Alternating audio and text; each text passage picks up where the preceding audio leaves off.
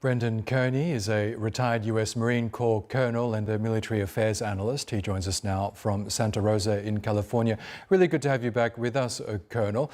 It's not that common for a US president to publicly declare where certain military assets are being deployed, or if they're being deployed at all. What do you make of Trump's comments? Is it a bit of saber rattling to send some sort of a message to Vladimir Putin? To answer your last question first, it absolutely is some saber rattling. However, I agree completely with your upfront statement. It's highly unusual for a president to go ahead and essentially, and he needs some good advice with this, demean himself. He has an entire hierarchy that would be more appropriate or would offer a more appropriate response to somebody like Medvedev. Medvedev is a functionary. That's all he is. And for the president to get involved in that, when I think it's more appropriately either our vice president or even better, the Secretary of Defense. And he can mention that he's taking these actions with the approval of the president of the United States. But the president shouldn't be engaging in this. It is a sign, isn't it, that Donald Trump is growing increasingly frustrated with Vladimir Putin. Trump had initially earlier this year blamed Ukraine for prolonging the war. Now he very much is realizing that it is Putin himself who seems to be escalating the situation.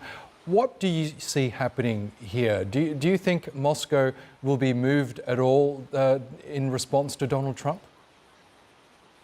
No, I don't think so.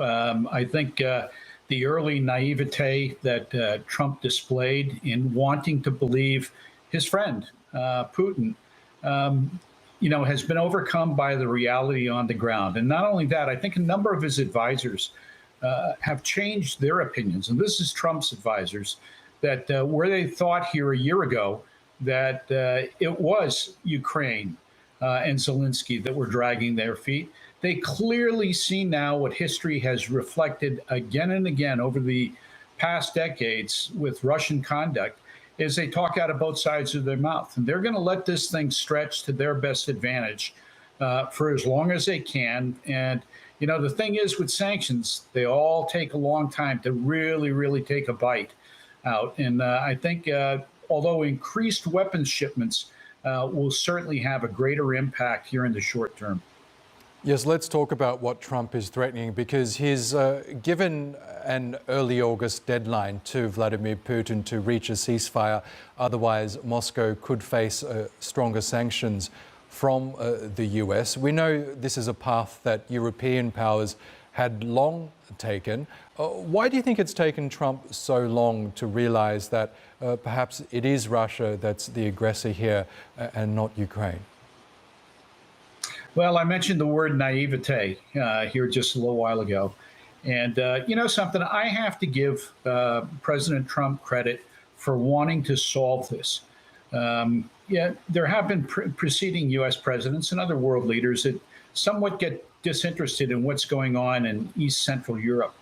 And Trump wants to solve it. He sees the waste of humanity, the waste of this conflict.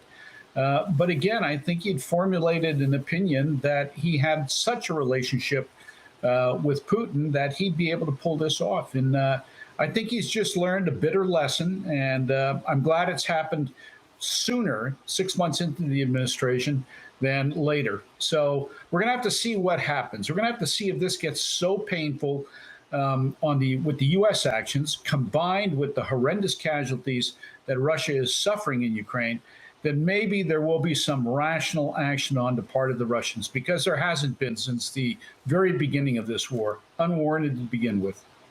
Okay, Colonel Brendan Kearney, we will have to leave it there. Great to get your thoughts. Thank you again for joining us. Always good to be with you.